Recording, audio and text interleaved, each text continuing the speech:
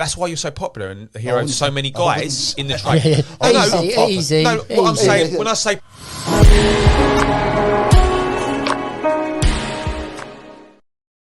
popular, I mean to taxi drivers, not to them lot who you were talking to. I'm surprised they're not even popular with taxi. But what I'm saying, you're here because you tell it how it is and the reasons for it, and you back it up with positive arguments.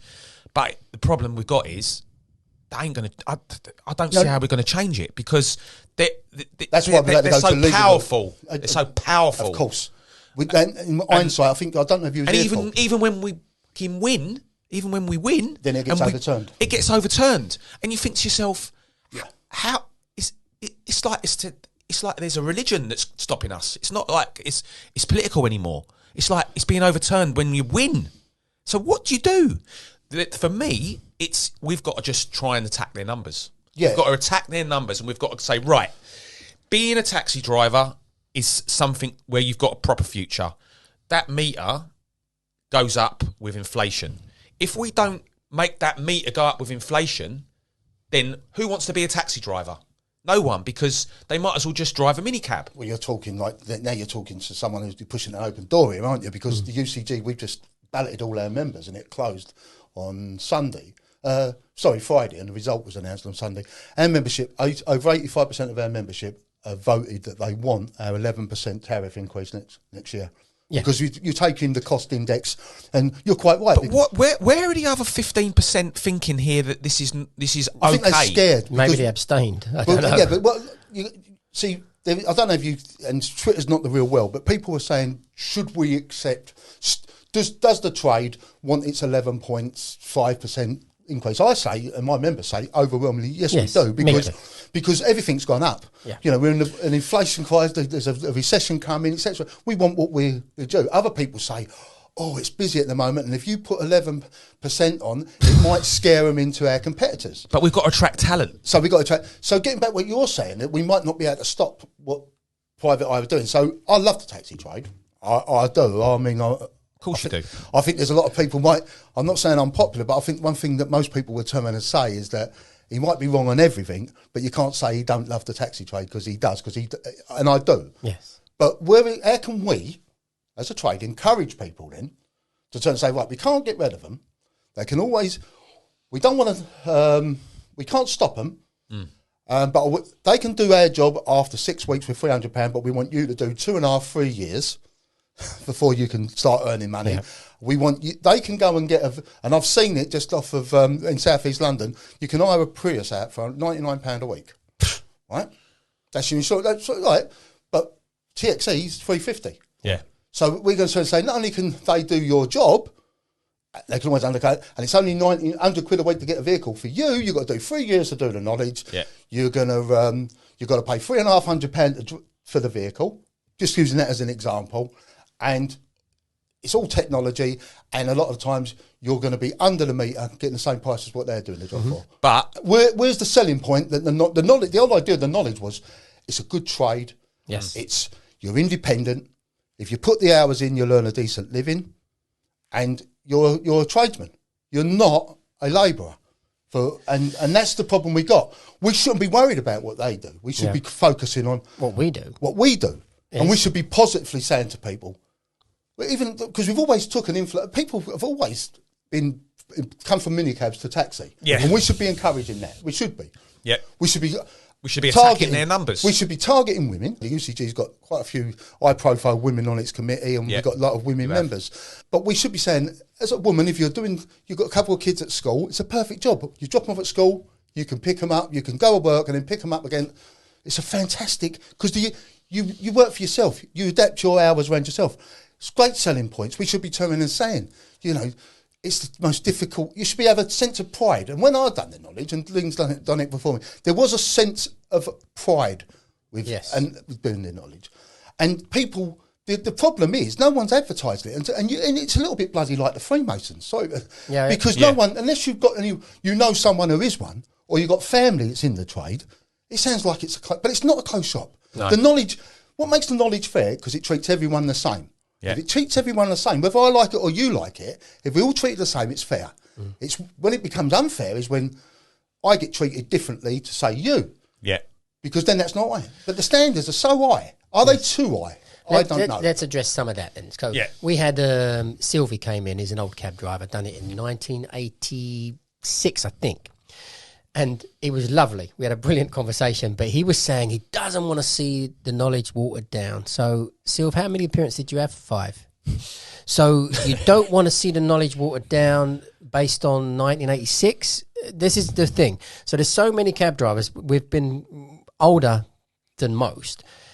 When you say watered down, do you not want it to be what it was? Because it's been watered up, and up. Now you have to accept where it is. And for me, going back to the suburb scenario, when the suburbs came in, and advertising, it's my job to try and get people on the knowledge. So every time something comes out that I think can be portrayed as making the knowledge easier, even saying it's easier, even if it isn't, because I'm going to spin it as best I can to make it sound easier, so that we get more people that think they might want to do it. So when I did the suburb thing, I really deliberately wanted to encourage those that are not doing it to think, oh, something's changing on the knowledge, because without the perception that it's changing, there is no inclination to start doing it now. You have to give them some reason to want to do it now compared to then. And when we did it, there was about 6,000 people on the knowledge. Now there's about 400. So when you were talking about this decline, and I put forward this about 8 years ago, I think, getting rid of this redlining idea. Get rid of it completely. Now, they haven't got rid of it completely, but they have made changes to it. And they're proposing other changes, which I think are kind of almost meaningless. They could have just got rid of the redlining completely, because people will... The reason the redlining came in, people were clogging up the system back then. There is no one on the system to clog it up now. So you need these people that come, sign on to the knowledge, and don't take it seriously. It's up to them. They won't pass, but they will stay on 56s until they decide, I think I'll put my head down and get this done, or they'll forever stay on 56s, which keeps the examiners in a job because someone's coming for appearances. Those that are serious, they come, they study, they pass out quickly, as it always was. But without people coming in, and the strategy at the moment, it seems at TfL, is they had 2 choices. As I think we mentioned it a little bit earlier, there's a choice of making the knowledge easier to entice people to start it, which would mean more people were on it, or people and keep them on the knowledge longer so that they've got people that are staying on the knowledge longer. There's only 2 ways that they could have done it. And it does look to me as if they've chosen the latter, that they are going to try to keep those that are on the knowledge currently on it longer, rather than making it and marketing it as easier. How much easier? Well, it's not going to be as easy as it was in 1986, that's for sure. Already, there is more runs and more points of interest and more questions that we get asked that are harder than back then. We're having to be super mathematical. It's not a case of back then. There was a lot more bankers back then. You knew certain questions, you was on the same thing. Now it's not so much bankers, it's about literally having the spectrum to be able to answer anything from anywhere to anywhere, rather than having thousands of preset answers that you might have pre-learned. And it's been like that for a while, and it's got progressively harder. I know in your day, Trevor, that you probably didn't get, it's gone a little bit now, but you didn't get the no lights questions, did you? Did you ever have a traffic light question where you was not allowed to go through traffic? So when they talk about... They've done away with that, though. Yes, they've done away with it. But the fact was, this was the climb that we've been on. Every examiner's coming in thinking, what can I do that makes it interesting for me? And then they've added stuff. And build your own legend up. Yes. And the ego part of it, they all start off with an ego. And I love Mr. Swire. And he started off very much with an ego and moulded himself into one of the best examiners. He was great in the end. But in the beginning, me and Mr. Swire, we had proper battles with the fact of what he was trying to do. And he was asking difficult questions. And do you remember Nancy? Nancy was a student around about your time. He scored Nancy a C and said, you can't have an appearance for another 6 months because you haven't done the knowledge correctly. I need you to go away and do the knowledge correctly. But you scored me. I answered the questions. Yeah, I know, but you haven't done the knowledge properly. Go away and do it again. Now, that got overturned. That got changed immediately. But that was the kind of thing that people were doing. Examiners would come in and just make their own rules, and their ego comes into it. We've seen it with nearly all the examiners, their egos come into it, which it shouldn't do. What do we do then, Dean? Because You sack them all, Trev. No, but you're saying about we don't want to get the standards. The standards are higher than what they were in 1986. But how do we get that happy medium? The happy medium for me was this. You still need to be good enough. But for me, in educational purposes, I cannot comprehend where there is another system where there's a punishment system for educating people. The redlining is a punishment. Yeah. And I cannot get my head around that. Now, I understood it when it was introduced. I was at the meetings that introduced it with Ted Howes and Simon Buggy, and they basically come up with this idea. But it was purely to filter off the people that were signing on the knowledge, wasting the examiner's time because other people were studying hard. They're gone now. It's been too successful, and you as a company should have changed this idea about 10 years ago. As you watching your business decline, you should have adapted. And they're still afraid to adapt because too many knowledge students are saying, oh, I did it that way. Exactly. And then of course, you're touching on there the red lining and whatever, and you was talking about Simon Buggy. But of course, they were trying to say, well, you're not learning Willesden or Cricklewood as much, but you're doing lots of points in the city and the West End. Well, that's where our bread and butter work is. It's where it is. So what ended up happening, we've ended up having to do runs out to Cricklewood, Willesden, and knowing points around there that you didn't have to know in 1986. True. Now they're talking about maybe there'll only be they can only ask select points. Select points. Still be I don't know if that's breaking news or we're even allowed to say it. No, I think it's common. Okay, so there's going to be a certain amount of points specifically, and a list that we can define and learn. I've never had a problem with the points aspect. I don't think changing that is going to make a blind bit of difference, because but this might not be this can be edited out. I was also told, and I was shocked, we don't want to get back to the knowledge being about character testing. Well, I think it's integral because the general public are mad. We all know that. No, but we've all dealt with them. You get some lovely ones, but you also get the worst of humanity. Yeah. And what the knowledge does with this temperamental test, it does filter you out if you're a wrong one who's liable to want to jump in the back of the cab and bash them up. So I do think you need to have a little bit of a temperament test. Really? Though, hang on a minute. So let me just stress that, because you're going into an appearance with a suit on.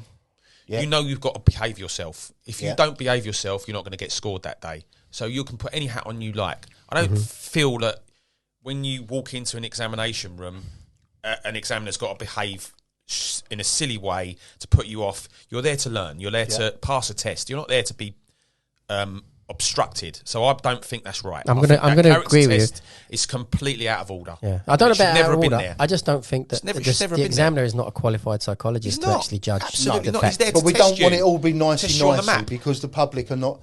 They've got to ask you difficult things or be a bit put you in an uncomfortable situation, because the public are going to do that. Yes, they don't need to be cheerful. Don't need to be cheerful. No, but they do, and they can. But they can be very demure and just be frank and treat everybody equally.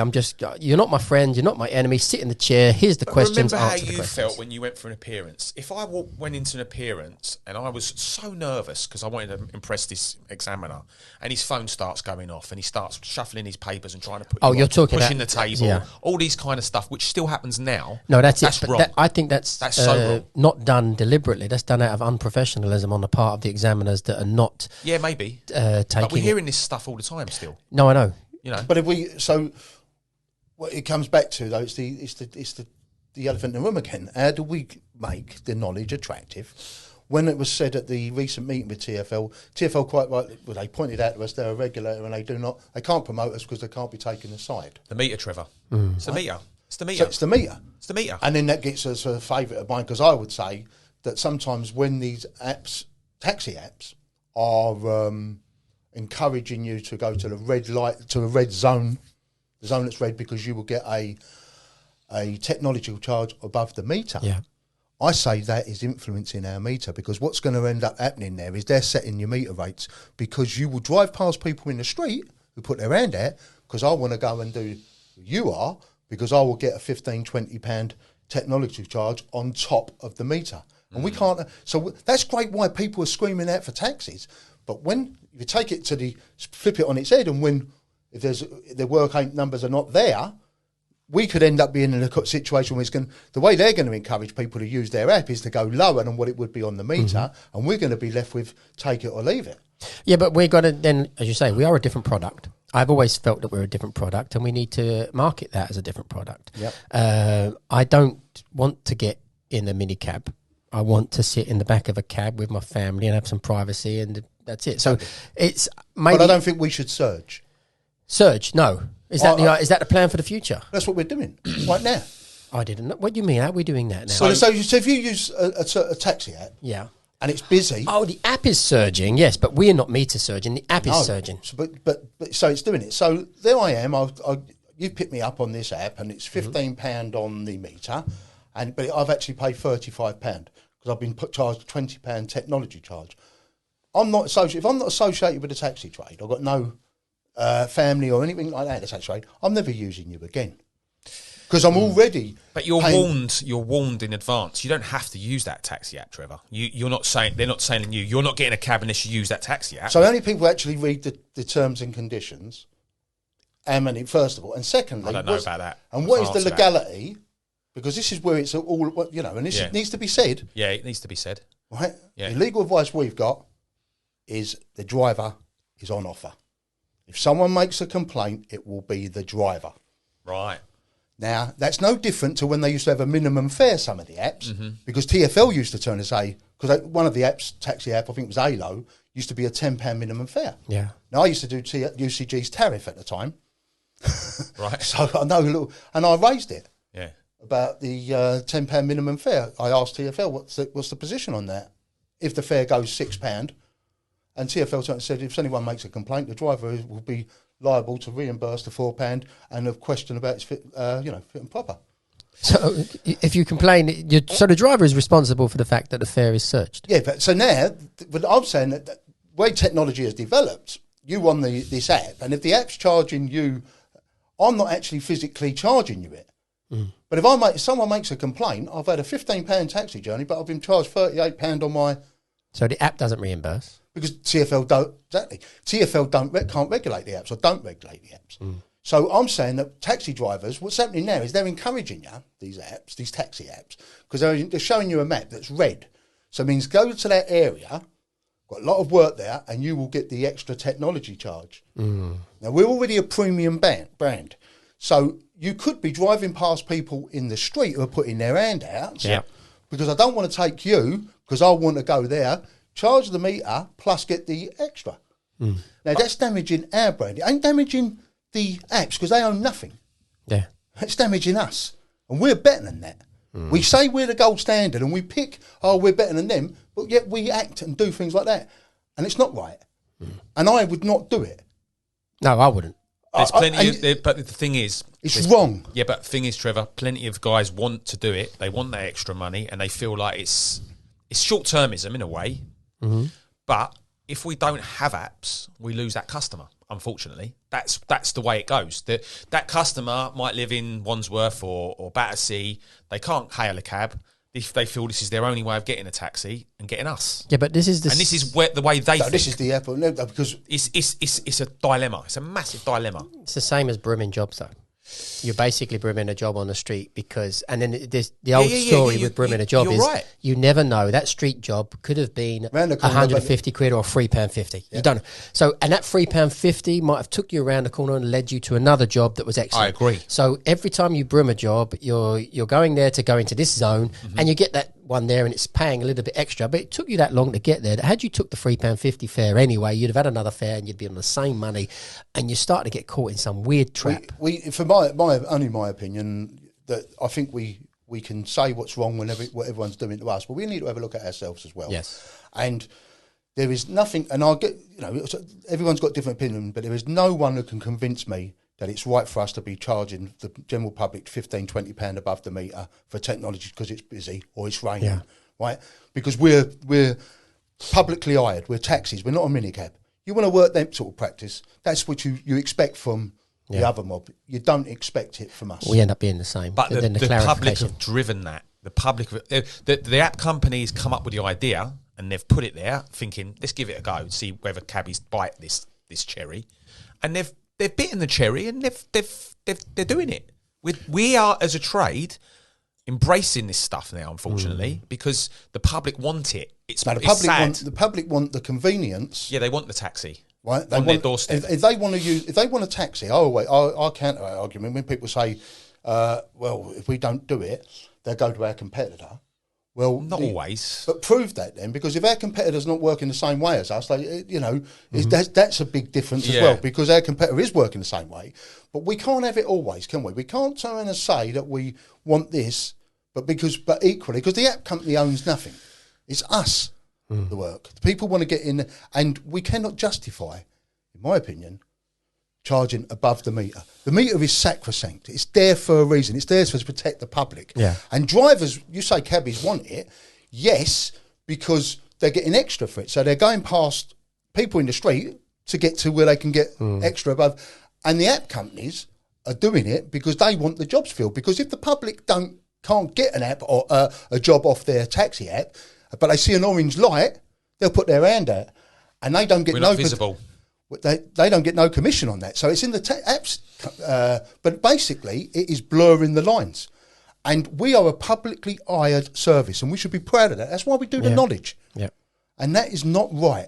And there is, in my opinion, and I say there's nothing that anyone in the world can say to me that convince me that if a £15 fare should then have a £20 technology charge on it. That's how much these charges are. £15 to £20. I've seen it at £20. So you've got three options now. If you want to hire a taxi on an app, you've got three. I think you've got three options. You've got Get, that do what Trevor's talking about, where they do the technology fee and surcharging, etc., etc. They call it a technology fee, which is bizarre. So they only run with taxis, as far as we know, officially. They've got the one transport. Yeah, but it's a different arm of the business. It's not all on the same platform. No, that's right. Then you've got free now. We've got three different options. You've got mini cabs, you've got scooters, and you've got taxis. And that's all on one platform. They don't do a technology fee, but it's starting to creep in. I've seen £2 come up on some jobs. I've seen £7 come up on some jobs. So that's starting to creep in. Then you've got Taxi app, who don't do any of that stuff. They just taxis only, and they are only for taxis, and they don't add any charges.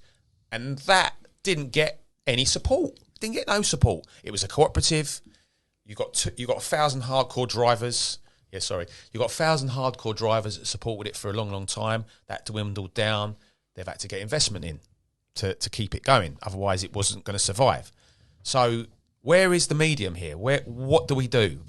At the moment, they're starting to dictate us. That's where we are. They're starting to dictate us. Drivers feel like got no option, especially in lockdown. In lockdown, they had to. The guys weren't going to eat. That's how severe it was. If they didn't take the app work, they weren't getting any work. And now the apps have kind of hypnotised the driver, because if you're empty for a little while, you think, when's the next job coming from? That's how they feel. Yeah. That's how I hear the stories. I'd rather take that app job than sit in a rank. And it's difficult, and what Trevor's saying is right. I completely agree with it.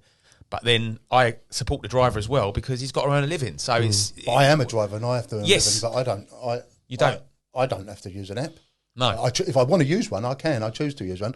But if the app was encouraging me, and I'm on an app and it's encouraging me to go to this area that's in red, and I know that I'm going to get more, then I'm not going to that area. But I'll say to you then, Trevor, when you get a job out to, I don't know, Enfield, right, and you're not going to get a hail back, and that app's going off, right? Maybe not you, but then you put yourself in another driver's position who might not be in the financial position you're in, and you're telling him, don't take that job because that's an app job. That's not what I'm saying at all. No.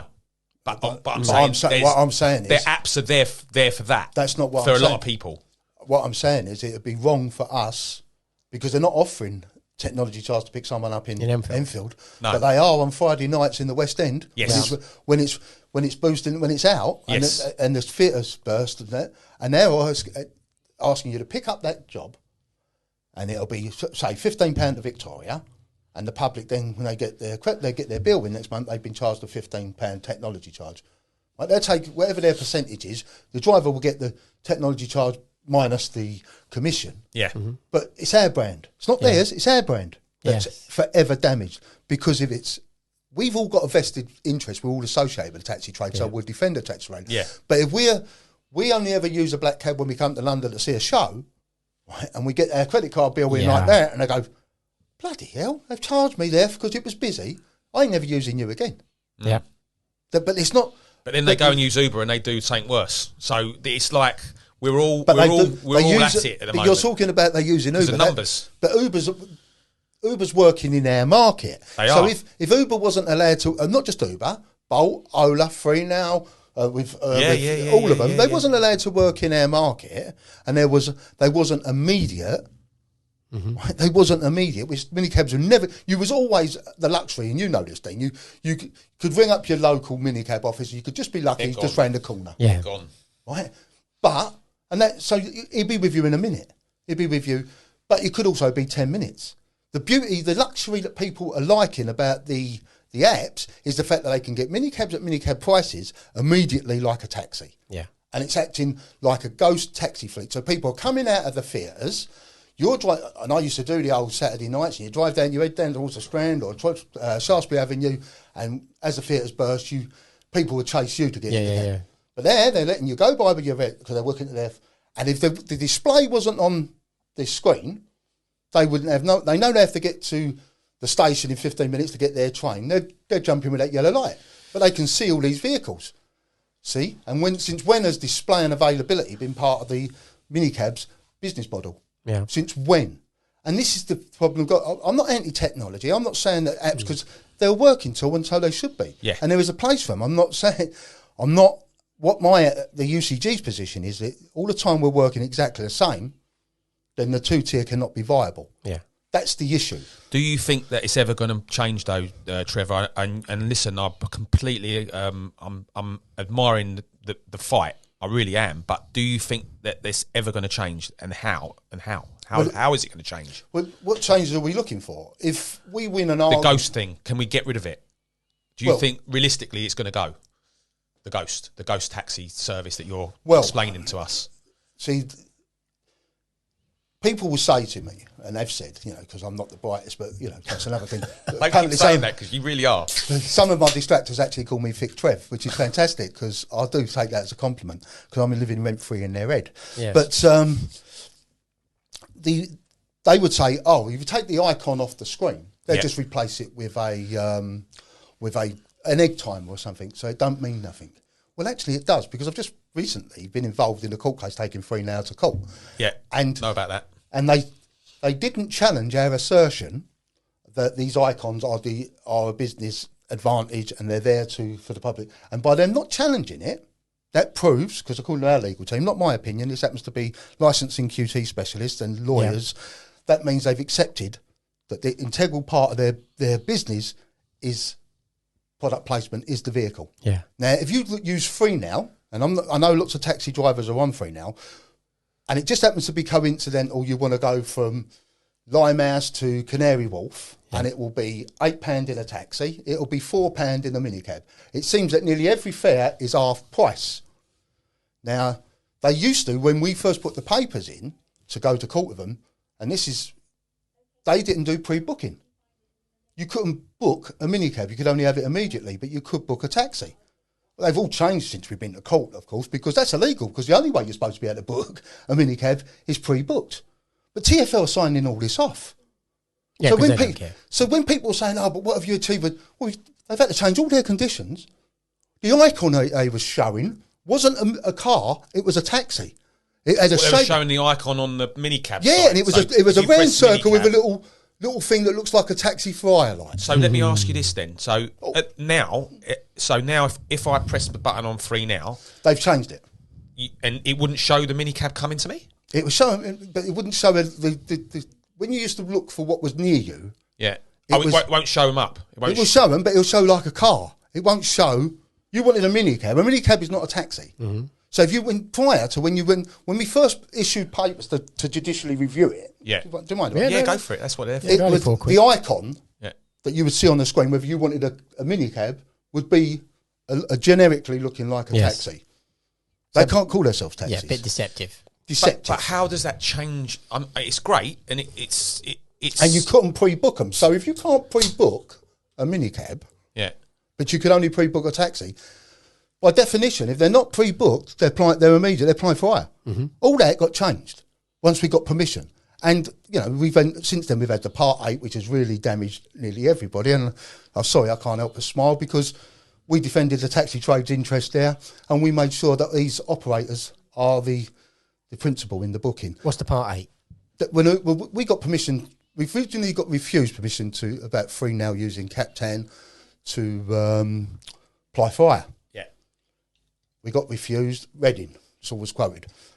Then we appealed that, and Justice Lang said, you know what, I think you've actually got a case, an arguable case, and Reading is not the end of applying for hire argument, and it still ain't, if whatever happens with Captain. Part 8, does the operator have to be the principal in the booking? Because what they was, and then of course the Part 8 has affected everybody because now they're all going to be liable for VAT. Of course, you're not liable for VAT if it's applying for hire, only if it's pre-booked. So, but we were served by Uber. When I say we, that's UTAG. UTAG and TfL were served by Uber. I know the minicab, ACDU, what they're called, got involved, but they asked to become involved because obviously it affects their members. They don't want to be hung out because if their members are the principal taking the booking and they haven't got an operator's license, then they're illegally applying for hire, aren't they? So we defended our interest there, and we've also had the appeal on the applying for hire, which was basically the Reading. We was having the appeal on Reading, which everyone said Reading ended the argument. So we were successful in that. I'm not saying we're going to be successful in the verdict, and the verdict was found that Reading was correct. They're not applying for hire by displaying their availability on the icons on the screen. But to come to that decision, they've had to totally disregard a famous taxi case, which is called Rose versus Welbeck. Right, because Rose versus Welbeck is the famous one where taxi drivers lost their licence, were put in prison. It was where they were standing outside the station with these Peugeot cars and do you want this? You've got to ring this number. And of course it went to court, and that's how you ask how many, so many different organisations, unions in the taxi trade and why. In 1962, most of the taxi trade was in what's called the Transport and General Workers Union, which is, sorry to bore everybody. Yeah, no good, I like this stuff. I like right, this. which is now known as Unite. Yeah. Because of what happened with Rose versus Welbeck, and we always raise, at our AGM at the UCG, Party Political Broadcast Game, we always raise a glass to the 6 who got put in prison and their immortal memory. Because they've lost everything to fight for our future. Yeah. And 58 years on, or 60 years on now, it's still the same fight. And out of that come the LTDA. That's how the LTDA was formed. Mm-hmm. That's because of Rose versus Welbeck. But we won. Our taxi trade lost the Rose versus Welbeck at court. The government of the day was going to bring in legislation that defines what apply for hire is, and only taxis can do it. But because we won, the government took the decision that the law is robust enough. Well, of course, since then, technology and the law is no longer robust enough. Yeah. Because everyone's admitted there's a blurring, but you've got big money, as you touched on earlier, Paul. And so the government are saying, we're not going to make, at this present time, looking, because we've got the task of it, we're not going to make any definitions for prime fire. Well, they wouldn't, would they? Because big business in the private hire industry will donate to political parties. So the taxi trade is where it is, and so UTAG has taken that fight up.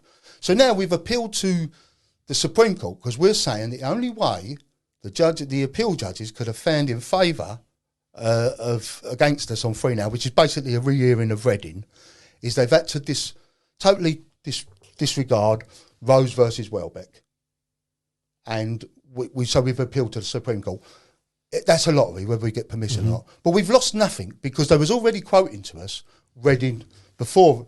But we've now had an opportunity, because we've made it now a London argument. We've turned up to the party a little bit late, right? But that's the taxi trade. And we've turned up, we've made a lot of noise because that's us as well. We're a noisy bunch at the best of times. And we will continue. So this is not the end. No. It's the beginning. I don't want to sound Churchillian, but it's not even, I really don't. But this ain't the end. If we don't get permission to the Supreme Court, this is only one factor. The applying for hire argument is far from dead, and I will remain convinced to my dying day they are applying for hire. Because if they're immediate, the minicab industry recently told TfL they want make it a bit easier to entry to their, because they want to cover the work in 15 seconds. That's immediate, the same as how we're working.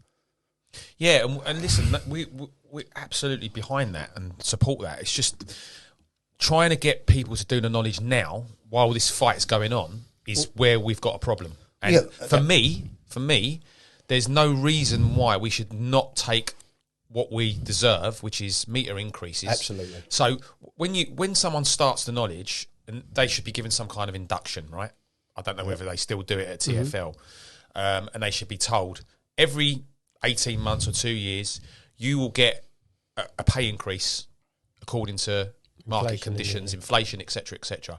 You don't get that in a minicab trade. You get that in a taxi trade. So if you want to be a proper taxi driver, drive a purpose-built vehicle around London, and have access to bus lanes, which we don't have all access to bus lanes, then and no one can chuck you off the platform. No one can chuck you off the platform. You've got more than one way to skin a cat, so you can apply for hire, you can go on ranks, you can work for app companies that you want to work for. You don't have to work for them, but you can. Or you can use them rather than work for them. Use them, or rather than work. Yeah, absolutely. And no, but I wasn't. No, you're right though. You're right, and this is how it starts to feel. But this is the other side of the industry, because as you quite rightly said, the local minicab offices no longer exist. It's all technology. Yeah. Right, and so there is a strong argument. They've been hurt more than we have. Yeah, but there is a strong argument, and there's always been a strong argument. It's not for me to make because I'm a taxi driver and I'm a proud one. But you could always argue that a minicab driver probably had employment rights because he's always been reliant on the operator to give him work. So, and they've sort of won this argument now with the tech. So if they start so you're saying come and do the knowledge, and every 2 years you'll get a rate of inflation raise. You get an increase, but if you can do, it's guaranteed. But it's going to take you 3 years, 2 to 3 years to do that, or you can do that the same job in 6 weeks, and then you've got holiday, you've got workers' rights, so you're going to get holiday pay, sick pay.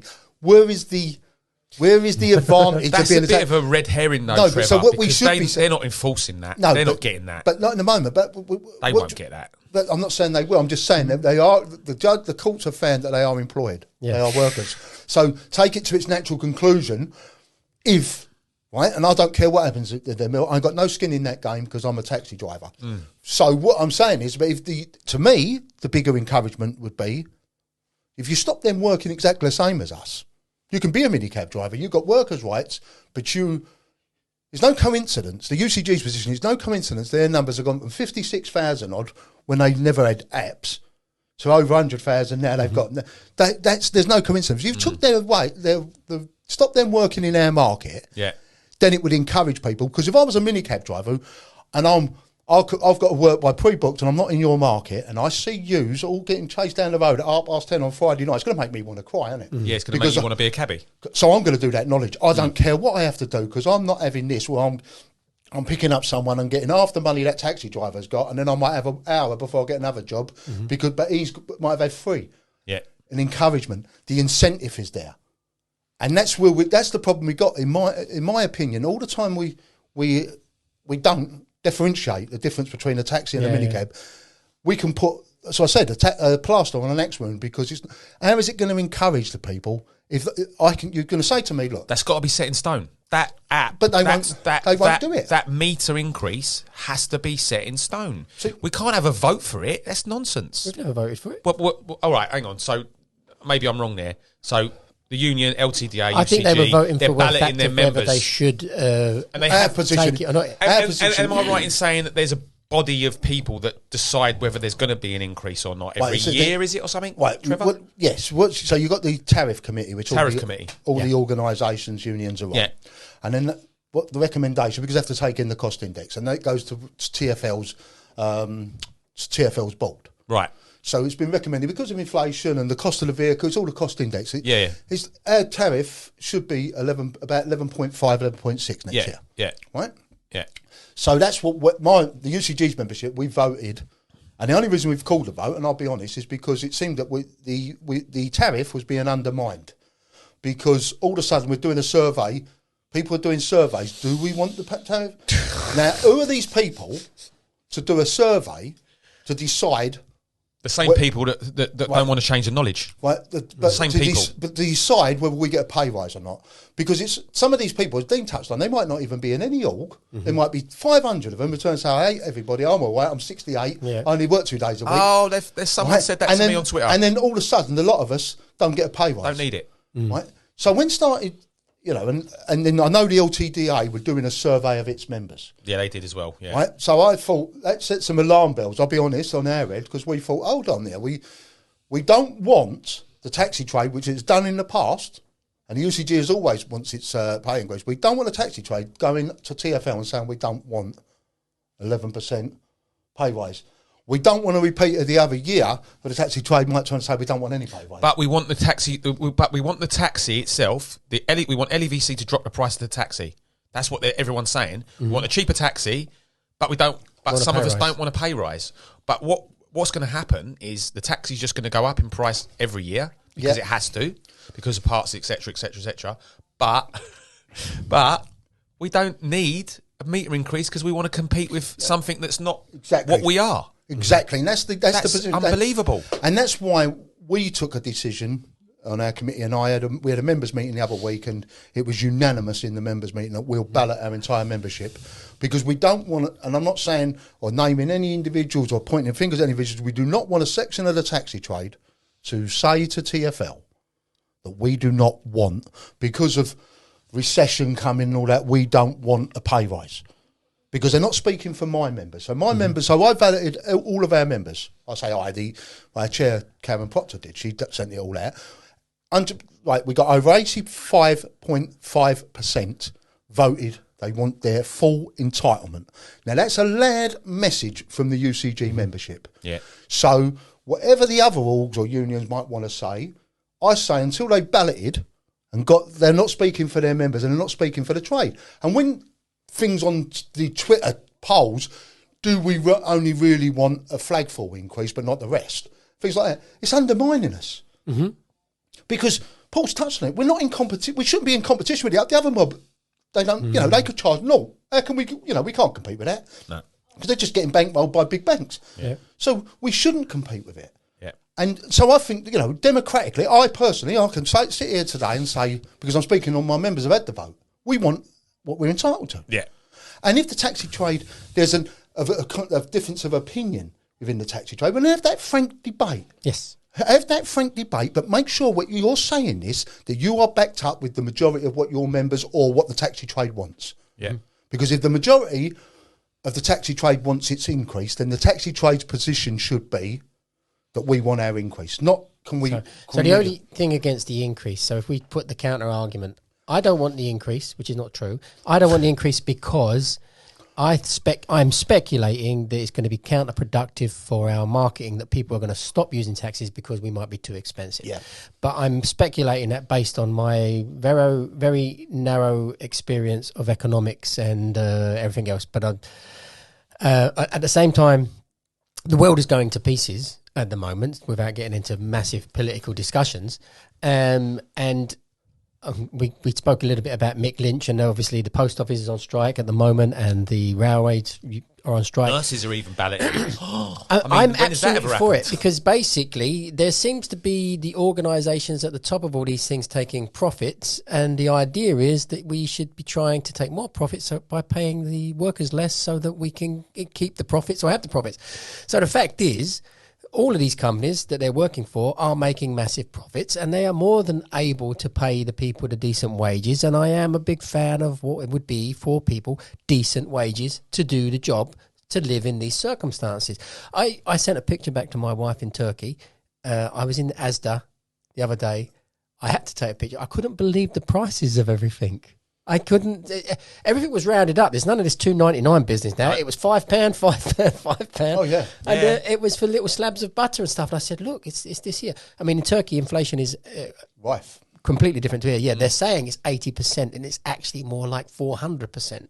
Wow, they're in a massive case of inflation. Your president Erdogan has got this weird.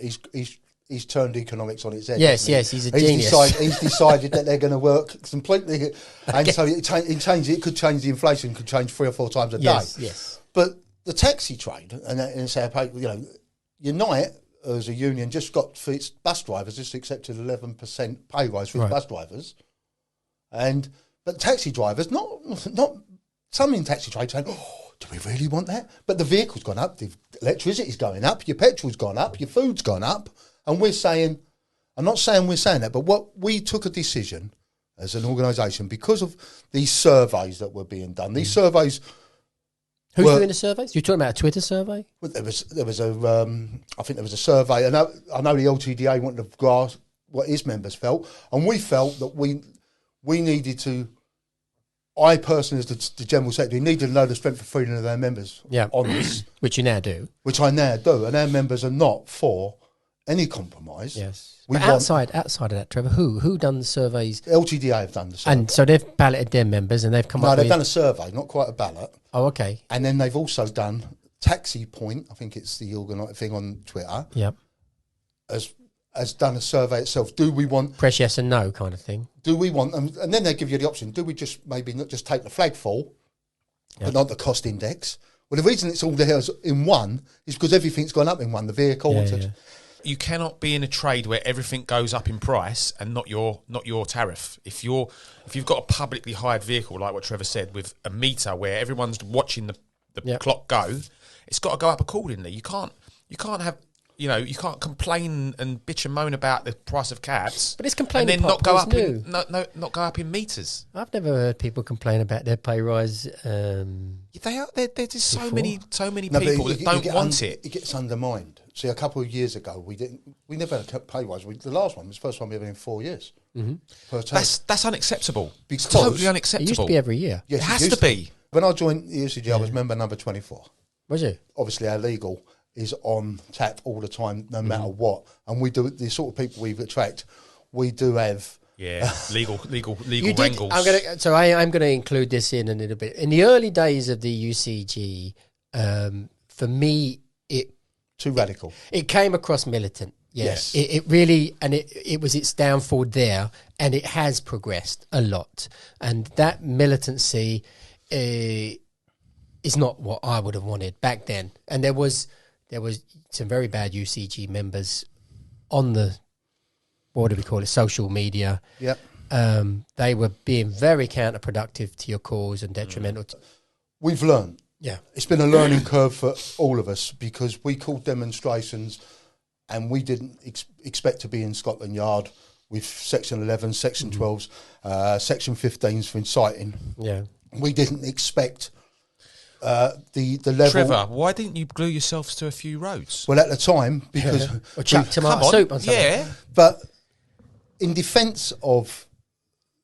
I think people were so angry and there was a frustration. Yeah, it's true. There was a frustration Absolutely because I was probably one of the most vociferous that we will do this and we will not. The UCG took these public order sections on behalf of every driver so that no driver could get nicked. Mm-hmm.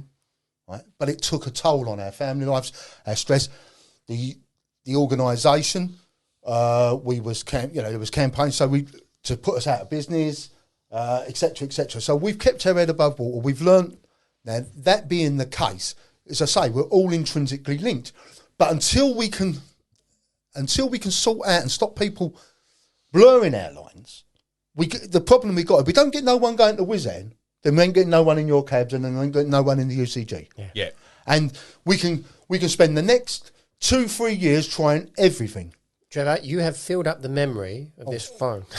Told you I talk for England. And it was empty. And it's also is really hot now.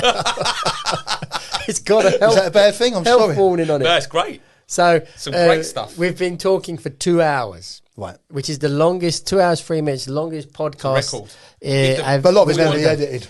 Well, I'll have to... we need a clap for that. We need a clap. I don't know where the clap is... You're very kind.